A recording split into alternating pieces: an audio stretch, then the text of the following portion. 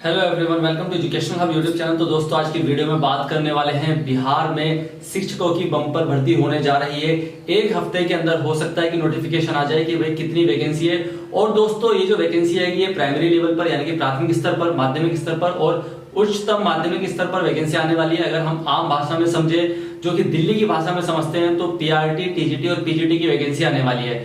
क्या exam pattern रहेगा, किस तरह से ज्वाइनिंग प्रोसेस होगा, सारी जानकारी इस वीडियो में मिलने वाली है। तो जितने लोग बिहार से देख रहे हैं, एक तो अपने जिले का नाम कमेंट करो, और अगर मैं आता हूँ, मीटअप करने आता हूँ मैं दरभंगा या मधुबनी, तो कितने लोग मुझसे मिलना चाहेंगे। मुझे लग रहा है कोई भी मिलना नहीं चाहेगा, मगर दिल रखने के लिए कमेंट कर दो। चलो यहाँ पर अब बात करते हैं भाई बिहार में टीचर वैकेंसी आने वाली है। कितनी आने वाली है? देखो, जो कैबिनेट से मंजूर हुई है वो हुई है 1,78,026 वैकेंसी। कैबिनेट ने मोहर लगा दी है कि भाई इतनी वैकेंसी लाई जाए।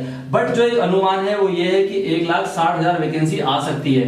अब ये किस किस लेवल पर आएगी, जैसे कि मैंने बताया, पीआरटी लेवल पर, टीजीटी लेवल पर और पीजीटी लेवल पर। अब यहाँ पर साथ ही साथ मेंशन कर दूं कि स्पेशल एजुकेटर की भी वैकेंसी आएगी। 7,500 के आसपास पोस्ट सैंक्शन हुए हैं, बट क्योंकि अभी तक कोई वैकेंसी नहीं आई है तो फर्स्ट टाइम आएगी। और उम्मीद करते हैं कि जो वैकेंसी एडवर्टाइजमेंट आएगा इसी के अंदर आपको स्पेशल एजुकेटर की वैकेंसी देखने को मिलेगी। स्पेशल एजुकेटर की वैकेंसी भी आपको प्राथमिक स्तर पर और माध्यमिक स्तर पर, दोनों स्तर पर देखने को मिलेगी, यानी कि पीआरटी और टीजीटी। तो पीआरटी के लिए जो एलिजिबल होंगे वो होंगे जिन लोगों ने डिप्लोमा इन स्पेशल एजुकेशन कर रखा है, और माध्यमिक स्तर पर वो लोग एलिजिबल होंगे जिन लोगों ने बीएड इन स्पेशल एजुकेशन कर रखे हैं। ठीक है। और पीआरटी के लिए तो दोस्तों जिन लोगों ने बिहार से डीएलएड किया हुआ है, बीएड किया हुआ है या फिर एमएड किया हुआ है, इस हिसाब से एलिजिबिलिटी क्राइटेरिया रहेगा।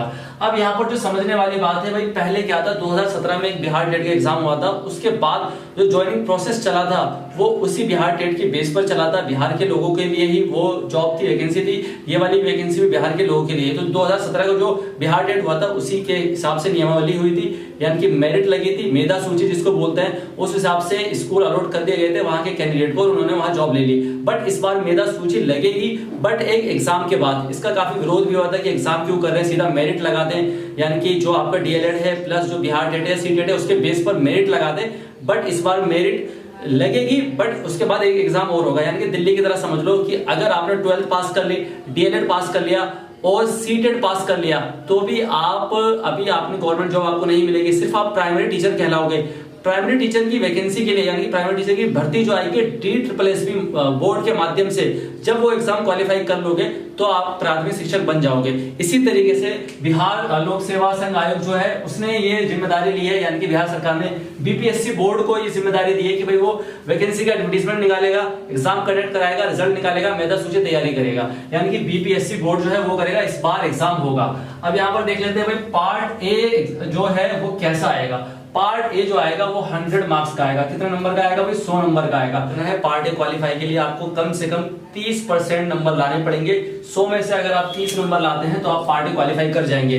अब पार्ट ए क्वालिफाई कैसे करना है? देखो दोस्तों, पार्ट ए में भी 2 पोर्शन है, एक है इंग्लिश का, एक है अदर लैंग्वेज। इंग्लिश जो है वो मैंडेटरी है, यानी कि इंग्लिश के 25 क्वेश्चन सभी के लिए आएंगे, प्राथमिक स्तर पर भी, माध्यमिक स्तर पर भी और उच्चतर माध्यमिक स्तर पर भी।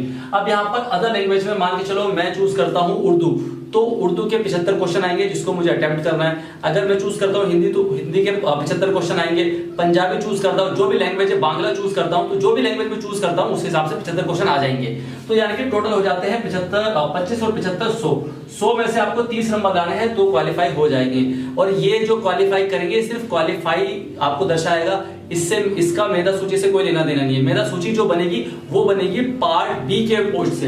अब पार्ट बी देख लो, पार्ट बी में अगर हम बात करते हैं, यहाँ पर हम प्राइमरी लेवल की बात कर रहे हैं, तो वो 150 नंबर का पेपर आएगा और ये एमसीक्यू क्वेश्चन आएंगे, मल्टीपल चॉइस क्वेश्चन, यानी कि 4 ऑप्शन रहेंगे, उसमें से आपको एक चूज करना है। बात समझ में आ रही है? जैसे कि भाई मैथ के क्वेश्चन आएंगे, कुछ मेंटल एबिलिटी के आएंगे, general science, general knowledge, current affair, SST, Indian national movement आएगा। और ये दोस्तों जो मैंने नोटिफिकेशन पढ़ा है उसमें ये लिखा था कि भाई प्राइमरी स्तर का ही ये रहने वाला है, क्योंकि बच्चों को कैसे पढ़ाना है उसको ध्यान में रखते हुए, यानी कि सीटेट की तरह आपको जो है एनसीईआरटी की 1 से 5वीं तक किताब पढ़नी पड़ती है सीटेट पास करने के लिए। वैसे बिहार के जो भी स्टूडेंट है जो एग्जाम देंगे वो 1 से 5वीं तक का जो बिहार का सिलेबस है उसको रट डालो, उसको याद कर लो, इतना याद कर लो कि अगर आपसे कहीं से भी कोई सवाल आ जाए तो आप बिल्कुल भी घबराए ना, आप बिल्कुल भी ये ना सोचे कि ये कहां से आ गया। अगर ऐसा होता है तो आप डेफिनेटली एग्जाम क्वालिफाई कर जाएंगे। और आप ये वीडियो देख रहे हैं एजुकेशनल हब चैनल पर, यहाँ पर स्पेशल एजुकेशन से रिलेटेड सारी अपडेट दी जाती है। प्राइमरी टीचर की वैकेंसी अगर कहीं भी आती है, बिहार में, दिल्ली में, यूपी में, गुजरात में, मुंबई में, वहां की वैकेंसी, अगर टीजीटी लेवल की वैकेंसी आती है, पीजीटी लेवल की वैकेंसी आती है, सारी जानकारी आपको हमारे चैनल पर मिल जाती है, तो चैनल को जरूर सब्सक्राइब कर लो। ये हो जाता है भाई। अब ये तो हो गया, ये 150 नंबर का हो गया, ठीक है। अब ये तो था कि भाई 100 में से 30 लाने, ये आपको क्वालिफाई है, ये तो मैंडेटरी है क्वालिफाई। अगर आप ये क्वालिफाई नहीं कर पाओगे तो पार्ट बी में एंट्री आपकी नहीं होगी। अब यहाँ पर बात करते हैं कि भाई जो पार्ट बी में इसमें क्या क्वालिफाई क्राइटेरिया है। अगर डीट प्लस बी की भी बात करें तो जैसे 200 नंबर का पेपर आता है, पार्ट ए में 100 क्वेश्चन होते हैं, पार्ट बी में 100 क्वेश्चन होते हैं। तो 100 मतलब पार्ट ए में भी आपको 40% लाने पड़ते हैं, पार्ट बी में भी 40% लाने पड़ते हैं। ये सिर्फ प्राइमरी टीचर के लिए है, स्पेशल एजुकेटर के लिए नहीं है। स्पेशल एजुकेटर वाले एग्रीगेट में भी क्वालिफाई कर जाते हैं। तो वो बात दूसरी में बात कर रहा हूं कि पार्ट ए में भी 40% लाने पड़ते हैं, पार्ट बी में भी।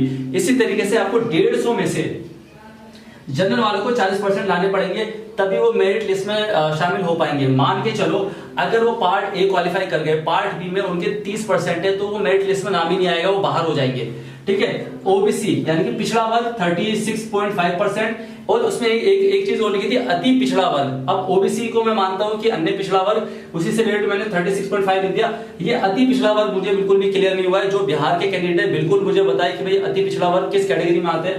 और बाकी एससी, एसटी, पीडब्ल्यूडी 32% पे क्वालिफाई कर जाएंगे। अति पिछड़ा वर्ग जो है वो 34% पे क्वालिफाई कर जाएगा। तो दोस्तों अब बिहार की वैकेंसी बिल्कुल नजदीक है, तो जो भी आपके पास कॉपी किताब है बिल्कुल खरीद लो और तैयारी शुरू कर दो। और अगर कोई स्पेशल एजुकेटर देख रहा है और वो तैयारी करने की सोच रहा है, तो आप मुझे मेरे इंस्टाग्राम हैंडल पर मैसेज कर सकते हैं। इंस्टाग्राम जो मेरी आईडी है उसका लिंक आपको डिस्क्रिप्शन में मिल जाएगा, नाम मिल जाएगा FIREFLYISHU, फायरफ्लाई इशू, आप देखेंगे मिल जाएगा। इंस्टाग्राम पर सर्च करेंगे, मुझे मैसेज करना और मुझे बताना कि सर मुझे एमसीक्यू की ये वाली बुक चाहिए, तो मैं अवेलेबल करा दूंगा, ताकि जो भी एग्जाम आ रहा है अगर आपका मतलब उस तरह के सवाल आते हैं तो आप बिल्कुल भी कंफ्यूज ना। अब यहाँ पर एक सवाल है कि क्या स्पेशल एजुकेटर का सेम एग्जाम आएगा। अभी तक तो यही है कि भाई सेम एग्जाम आएगा।